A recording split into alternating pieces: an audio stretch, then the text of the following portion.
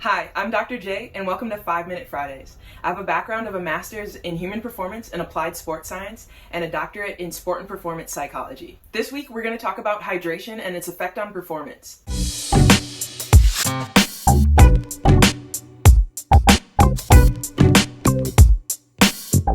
All right, so let's get into hydration and its effect on our performance, right?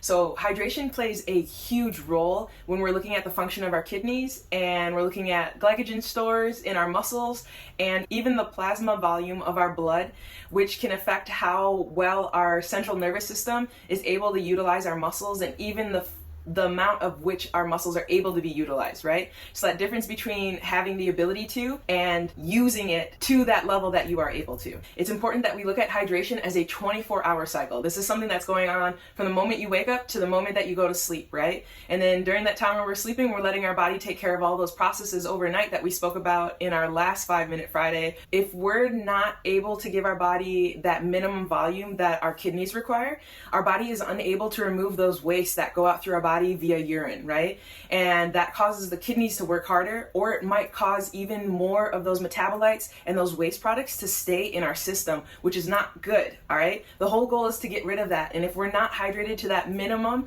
and staying above that, we're going to cause all the other organs in our body to have to work harder while having less to work with. So before we get really deep into the application of this, let's go over a few definitions, right? So hypohydration is just when you are dehydrated. It is really in reference to a body mass change overall by a loss in body water.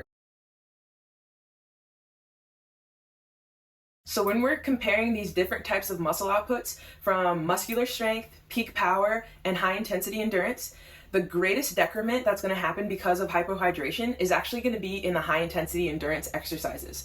And so that was measured to be about a 10% deficit. All right, where you're not able to compete up to the level that you're capable of or up to the level that you have trained to because of a loss of hydration. All right, and then for muscular strength and for peak power, it was between 2 to 3%, which isn't incredibly significant.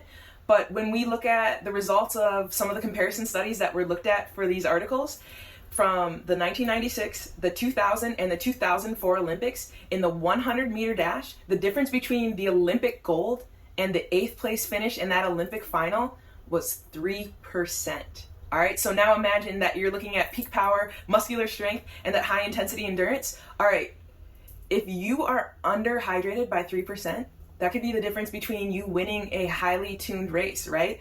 And so that might be a very high standard that we look at. But if these athletes have been training for years and have been doing these activities for years and are professionals and are elite in their own right, how much more does that affect those of us that might not have as much conditioning or as much skill or as much work put into these different things, right? That might increase the effect that it has, or it might just put us at risk of greater injury, right?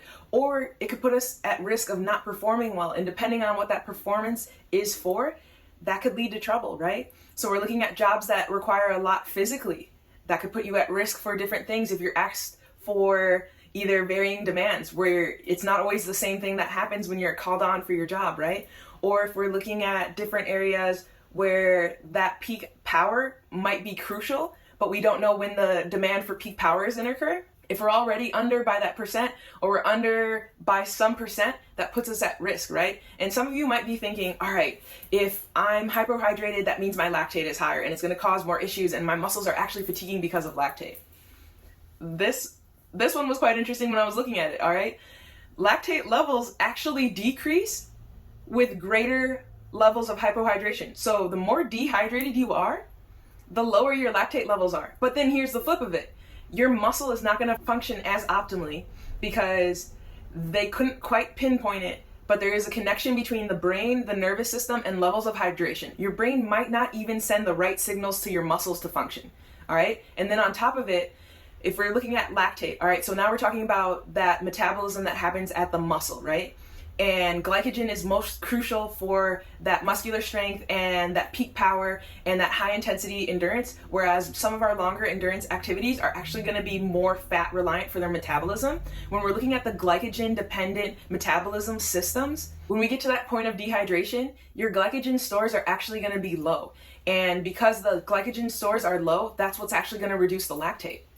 It's not the buffering, but yes, that hydration status is important for being able to buffer at the muscle site, but it doesn't actually affect the lactate balance in the way that you think it would. So if we're always in fight or flight and we're using a lot of glycogen for the type of activities that we're doing, our body's going to stay higher ramped and we're going to stay at this higher level, and it's going to be harder for us to come back down, or we're always going to be struggling with different versions of some fatigue, and it could be even chronic fatigue because we're never able to replenish the stores in our muscles, and we're always asking tired muscles and under-fueled muscles to work even harder, right? So hydration isn't just an H2O picture. This is a whole body picture where we're looking at how the nervous system interacts, how the glycogen stores are affected, how that lactate balance is affected, how the rest of our body is functioning while these things are happening.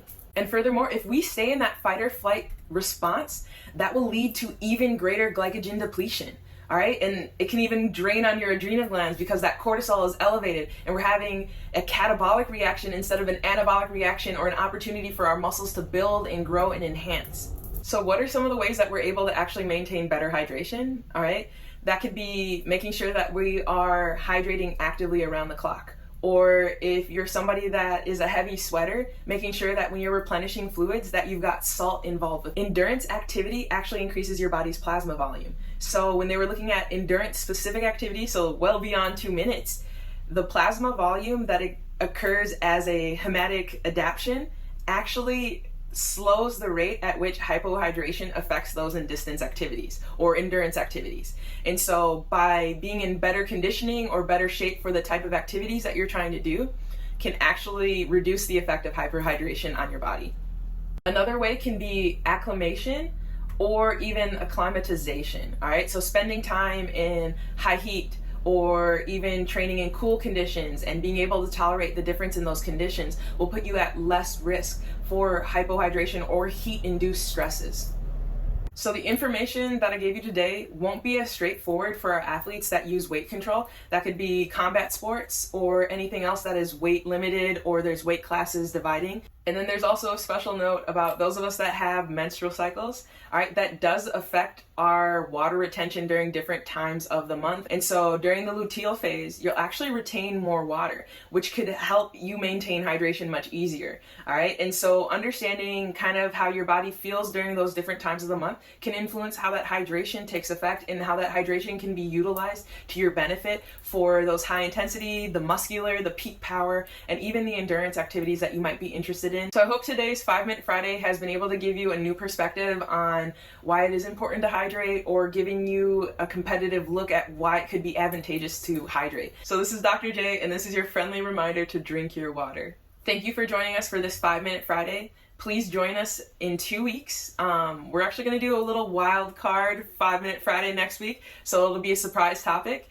Look forward to joining you then, and as always, be refined by the grind.